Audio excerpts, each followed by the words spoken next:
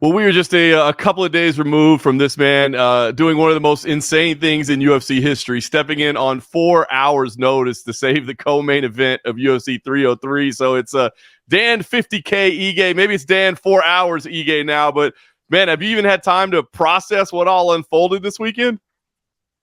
It's honestly really hard to process, John. It's been a whirlwind, roller coaster of emotions. But I'm riding that high, man. It's what a moment, man. What an opportunity. Just go about my regular Saturday and just get that call and asking if I want to fight tonight and going through with it. And wow, it's what a moment. I can't even put it into words. I'm just ecstatic, and what it's done for me in my career, I think is gonna be unexplainable. Like, I think it's benefited me greatly. The result doesn't even matter at this point. It's just going out there and doing something that's never been done. It's not even like I can't even fathom, like, when they called me, like, I didn't even think that can happen. I'm like, well, the wins was yesterday, so how do I fight today? Like, I don't even know this could even be done, and it got done. And sitting on the other side of it, I couldn't be happier, man. I love it. I think you laid it out perfect, man. The result of the fight doesn't matter at all, and it's going to do wonders for your career and your reputation already. So, talk to you how it happened. I mean, the story goes, you're on the massage table, right? Just getting a massage in the afternoon on a Saturday, a good recovery day, right? Yeah. And then how does it unfold? I mean, they tell you there's an opportunity, and I mean, as you said, nobody's ever even done this before, so you have to be thinking like, is this a prank? Is this real? What is it? So, how did it unfold? So I'll just take you back to Friday, right? I'm going through my normal. I'm getting ready for a fight. I'm 3 weeks out. I have my normal Friday training. I'm seeing the news about Diego, and like I felt bad for him, because like he had cut weight, and then they changed the weight class on him. I'm like, oh man, this poor kid. But the fight's still happening, so I'm like, good for that. It'll be a good fight. So Saturday, I wake up, I go about my normal day. Got my training in the morning. Got a good sweating, good heat acclimation. I was doing some. I was getting ready for my fight, so I've been doing this heat acclimation training, kind of where you ride a bike in a 105-degree tent, and then you go straight into a sauna after. So I'm like getting ready, right? And I go home, do some recovery. Then my massage therapist comes over. She works on all my kids. So she worked on my daughter, my son Bam, and then I get on the table, and we got like an hour and a half, like deep tissue massage. And I didn't. I had spa music on, dude. It was like zenned out, like just like relaxed. And my wife comes up towards the end of the massage. She's like, "Hey, Ali's calling me. I didn't talk to him. Your mom's calling me. He's calling." Then I look at my phone. I had like 10 missed calls. I didn't even I was trying to go through the call log. I saw Hunter call too. Ali called. Then he calls me again while my phone was in my hand, and he's like, "Brother, did you talk to anyone?" And I was like, "No." Like, what's going on? What do you mean? He's like, brother, Ortega's out." I'm like, okay. So I'm thinking like maybe they want to. I'm fighting in a couple weeks. Maybe they make us like the main event or something. So he's like, "You want to fight tonight? You want to fight?" I'm like, "What?" I'm like, uh, he's like, "We'll get paid. We'll get paid." I'm like, "Dude, I can't even like wrap my head around this." So I'm like, "Yeah, let's do it." Like, I don't even think that's possible. Like, sure, let's go. And then he's like, "Okay, I'll call you back." So I'm like, I call Eric. I'm like, "Hey, I just got a call." And then Ollie calls me again. I was like, "Hold on, I got to hang up." And then Ollie's like, "Pack your bags. It's like 80-90% done." And I'm like, okay, what does that mean?" He's like, "What do you weigh right now?" I was like, "I don't know. I was probably 164 this morning." It's kind of like what I walk around 3 weeks out. So he's like, okay, 165. I'm like, okay. Like, what does that mean? He's like, "I'll call you back." So I call E. I was like, we might be fighting, bro. And I know he was there cornering Roman Dolidze, and he's like, "Oh, okay." So I'm like thinking, I'm like, what do I need? Cup, mouthpiece. That's it, right? So I called Eric. I was like, "Bro, I don't have a cup. Can you go to the gym and get my cup?" And he's like, yeah, I don't think it's gonna fit you, bro. Might have to size up on the cup, fit those nuts. And then anyway, so Ollie's like, text me your address. So he comes to my house. He's like, let's go. We got to go to the arena. I'm like, okay. So I got all my stuff. And meanwhile, I'm like pounding. I'm like trying to eat. I'm like, if I'm going to fight, I better like get a meal in me, start drinking water, get hydrated, right? So I get there. They walk me in this room. It was like all celebrities. And I'm like saying hi to people.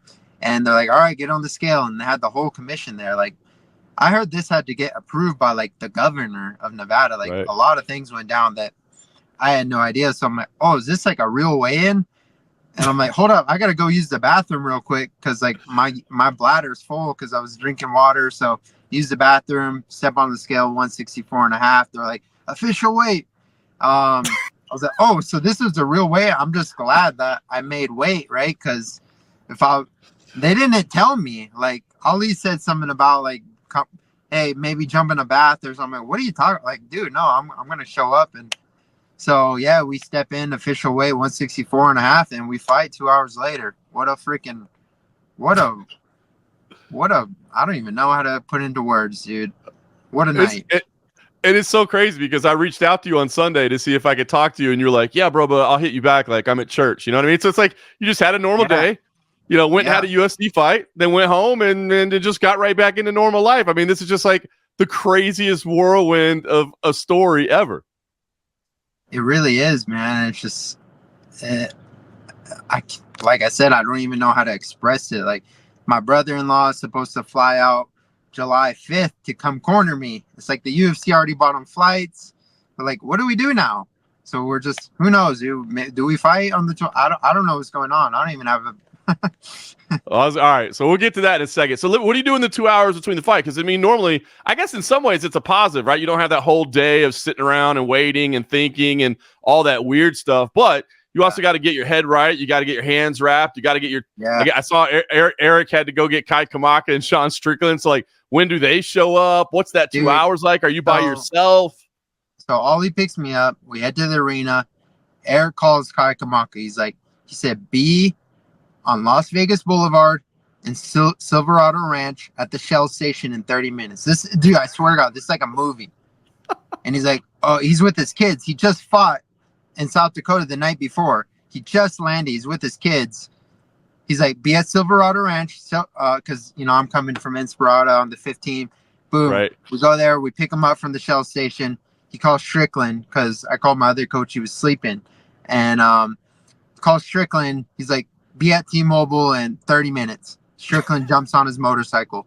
I'm like, I had to get Strickland because it's just for the moment, right? It's a movie, dude. So Strickland shows up on his motorcycle. We show up. We weigh in.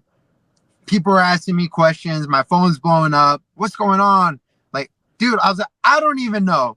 So I do my commission drug test, and I just took a moment to just like, all right, breathe. Slow everything down, breathe, get in the moment. Then we wrap hands. I'm doing my regular warm up, and I was like, all right, it's game time. There's no game plan. There's nothing. We just go out there, because if we start game planning, you're gonna get in your head and like, oh shit, like there's too much to think about. I can't go in a fight and think. So it was just go in there, be in the moment, and trust in everything I've done for the last 15, 20 years. So. What a frick, man. That was a wild event. I don't know if it'll ever be done again, but I've cemented myself, I've cemented my legacy right there. Well, 100%. Like now when they call somebody to take a fight on like a week's notice and the fighter's like, dude, I don't know, man, a week, like I'm not going to be able to get ready. They're just going to be like, bro, Dan Ige did it in 4 hours. What's up now? Yeah, I've definitely set the standard pretty high. But it's gonna, this is gonna elevate everyone. It's gonna make, because when I see people do things like this, like that's why I was like, I've always sought and dreamed of some sort of opportunity to become great. A knockout at the Apex is awesome, but people don't talk like that. That gets talked about that night, maybe Monday, Tuesday, and then the next thing happens. This will be something that will last forever. You know, it's like it's immortal. You know, it'll last forever. So I've definitely set a new standard there, and it gave me a ton of confidence. Like, dude, I can show up and fight on 4 hours. No, give me 8 weeks. Like, there's so much, like, we overcomplicate things too much sometimes, and we get in our heads. And but speaking of Diego, I've seen him. He's walking in the Apex right now. I should go say hi to him. You should go say what's up. That's hilarious. You got to have a lot of respect for that guy too, right? I mean, obviously you stepped in on 4 hours notice, but you got to have. I mean, I saw your guy, the teams posing together. Pretty cool what he did too, right? To change weight classes, change opponents, all that. It takes two to tango. Dude, he's an absolute legend. I feel like he went through way more of a roller coaster ride than I did. Just actually cutting to 145, getting a switch up in weight classes after he's on weight. Whatever, weighs in, faces off, getting ready, getting his mind right, opponents out the day of the fight. So he's like, shit, I'm probably not fighting, right? Like, what goes on? Like, the fight's off in your head. And then, oh, wait, now there's a new guy? Well, how's this work? You know, like, props to him, man. I'm sure there was a lot of chaos behind the scenes, but, you know, we got to see the beauty of the sport amidst the chaos, and we both won, man. We're both winners, and we both elevated our stocks, and it's only onwards and upwards from here for both of us. That's what I see. It's so cool. Does this kind of change your mindset? I think you touched on it a little bit, but I mean, like we love this sport, right? But it is legitimately the highest of highs and the lowest of lows. Like, it sucks so bad. Like, when you win, it's the greatest feeling on earth, and I've seen it play out over and over. When a guy loses, man, first thing he does is apologize to everybody, which I hate to see. Like, bro, you ain't got nothing to apologize to nobody for. You're the one that got in there. And then the phone doesn't ring, the texts don't come in, you get lonely, you get depressed. But look at this. Nobody cares that you lost. Like, you're doing more interviews now after a loss than you probably have in most of your wins. Yeah, I mean, even after the fight, they're like, you want to do media row, this, that. I'm like, I remember right after the third, I was like, dang, I probably lost 1 and 2. I probably lost the fight. And I was like, for a split second, I was like, should I be bummed? But then I was like, you know what? I'm going to smile. I'm going to smile in this moment, because this is unheard of. Like, I'm going to enjoy this. So I was just sitting there smiling. They read the decision. I congratulated Diego. Rogan's like, wait up. Don't leave. We're going to interview you too. And to get the standing ovation with 19,000 fans, like, that was the craziest feeling ever. Like, dude, the whole thing was crazy. And I'm just, I was so present. And very in the moment. And looking back at it, I would do it a million times, you know? I love it, man. It was beautiful. All right. Last thing I want to ask you, you kind of touched on it, but it sounds like you don't know, but let's talk about what does come next. So I don't know if you got to see it or not, but I did ask Dana White. I said, hey, listen, in the post fight, you know, Dan said he'd love to fight there at the Sphere, you know, as well as Diego. And Dana said, hell yeah, those guys can do whatever they want. If they want the Sphere, they can have it. But then he did say, but I'd kind of like to see him fight July 20th. I guess theoretically, you could fight July 20th and the Sphere, although then you kind of run a risk of, like, what if you get hurt in that July 20th and you can't turn around? So I don't know, like, what sounds better to you? I mean, July is closer. That's another paycheck closer up, but that Sphere show is like, I mean, it's going to be a one-off, one-of-a-kind, amazing event. Maybe you try to do both. You were supposed to fight Chepe Mariscal. Is that a fight you want? Maybe you asked to move to the Sphere. Like, I don't know. It seems like you can call your shot right now. Do you know what shot you want to call? So, I mean, the Sphere is just, it seems like something that's so too good to pass up. Do I wait? Is it actually happening? Dana will say things like, there's a lot. Dana could say something, but then you got Sean Shelby. Sean Shelby's got to find an opponent. I know Hunter. They said they'll work on it. The July 20th, it's like going from that back to the Apex is not exciting, right? But, you know, Chepe, I've Sean Strickland right here. Here, he's going to come say what's up. Look at Gotta say what's up to John Morgan. Sean Strickland. Guy, dude. What's going on, brother? Is this Sean, you're the man, but what I mean, what can you say about what this guy did on Saturday? Oh man, dude, Dan Igue's a fucking legend, bro. Like, this man has the biggest fucking ball sack, dude. Like, in the gym and fights, bro, fucking inspiration. You guys have no idea how hard this man works. Fucking absolute legend. And real talk, full camp, Ige puts that man away any day of the week. I mean, it's shitty, and I mean, I think they should run it back. There you go. There you go. I like the input. Maybe a rematch. Hey, maybe Diego Lopes at the Sphere. Let's do it on a full camp. Yeah, I would. That would be, think about it. It's like Diego, we have equal advantage. You could say whatever. I know he went through a lot. We all went through a lot. Give us both equal opportunity, equal notice, equal opportunity. We both weigh in at 145. We both game plan for each other and see what happens. I think that's an awesome fight.